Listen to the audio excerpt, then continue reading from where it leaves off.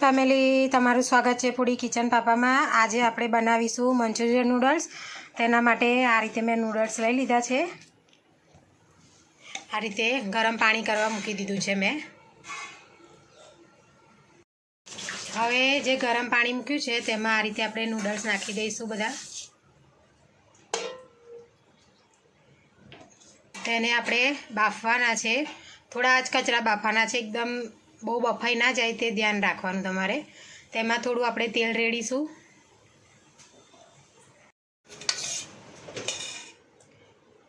જો આ રીતે થોડું આપણે તેલ રેડી દઈશું, જેથી કરીને આપણા નૂડલ્સ એકદમ છૂટા ને એવા બને।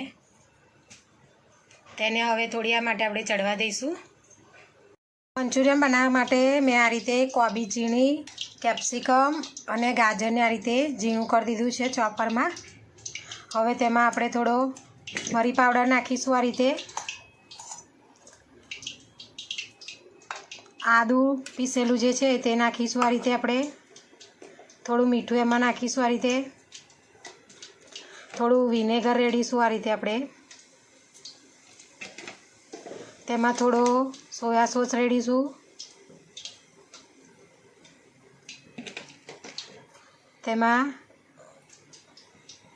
આ રીતે સોસ રેડીશું। આ રીતે ચીલી સોસ રેડીશું આપણે। તેમાં થોડો આ રીતે આપણે મેદો નાખીશું। મેદો અને કોર્નફ્લોર થોડોક નાખીશું આપણે।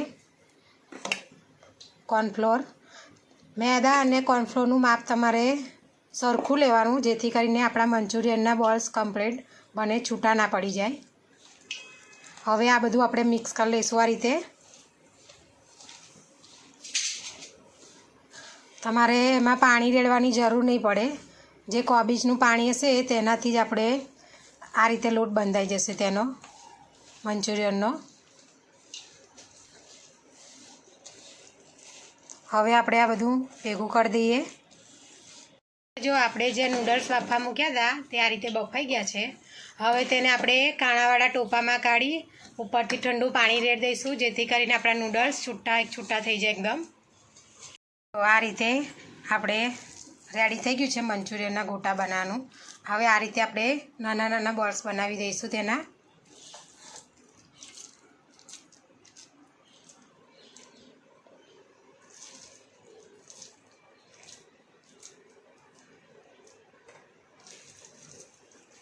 તેવી રીતે બધા બોલ્સ બનાવી દઈશું આપણે। આ રીતે આપણે કડાઈમાં તેલ ગરમ કરવા મૂકી દીધું।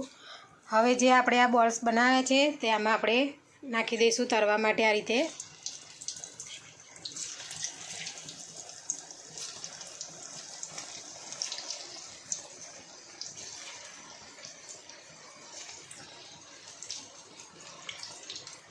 આ રીતે આપણે મંચુરિયન્સ આપણા રેડી થઈ ગયા છે। આ રીતે બ્રાઉન રંગના થાય એટલે તેને આ રીતે આપણે કાઢી લેવાના।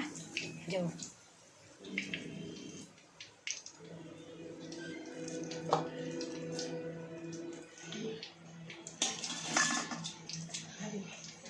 આ રીતે બ્રાઉન રંગના થાય એટલે તેને કાઢી લેવાના। આપણે મંચુરિયનને એકદમ ધીમા તાપે તળવાના છે, જેથી કરીને અંદર કાચા ના રહે। તો આ રીતે આપણા નૂડલ્સ આ રીતે છૂટા છૂટા થઈ ગયા છે ઠંડા થયા પછી। આપણે જે વેજીટેબલ્સ નાખવાના છે તેમાં તે આ રીતે મેં ગાજર છીણી કાઢ્યું છે, આ રીતે કેપ્સિકમ સ્લાઇડ કરી દીધી છે, ડુંગળીની સ્લાઇડ કરી દીધી છે, આ રીતે આદું થોડું કટરમાં પીસ્યું છે, આ રીતે આદું અને લસણની થોડી પેસ્ટ બનાવી છે મેં। આ રીતે એક કઢાઈમાં આપણે આ રીતે તેલ લઈ લઈશું। તેલ ગરમ થાય પછી તેમાં જે આપણે વેજીટેબલ્સ સમાર્યા છે તે નાખીશું। આપણે આ રીતે કેપ્સિકમ નાખી દઈશું।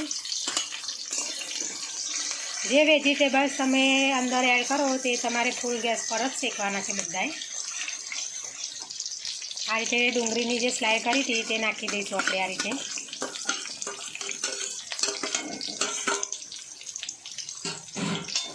તેને આપણે થોડુંક મીઠું એડ કરી દઈશું। આ રીતે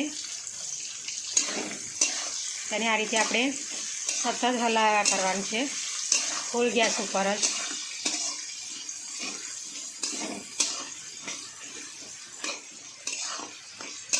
તેને થોડી વાર આપણે ચડવા દઈશું। આ જે આપણે ગાજર છીણ્યું હતું તે નાખી દઈશું આ રીતે. તેમાં આ રીતે સોસ નાખીશું, થોડો મરી પાવડર નાખીશું. જે આદું મેં પીસ્યું હતું તે નાખીશું આપણે. તેમાં આદું અને લસણની થોડી પેસ્ટ નાખીશું. થોડું તેમાં વિનેગર રેડીશું આ રીતે આપણે. થોડું સોયા સોસ રેડીશું. હવે આ બધું આપણે આ રીતે મિક્સ કરી લેવાનું છે. તેને થોડી વાર માટે આપણે શેકી કાઢવાનું છે ફૂલ ગેસ ઉપર.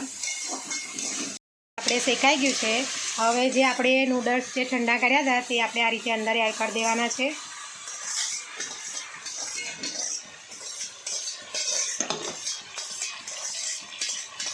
હવે થોડા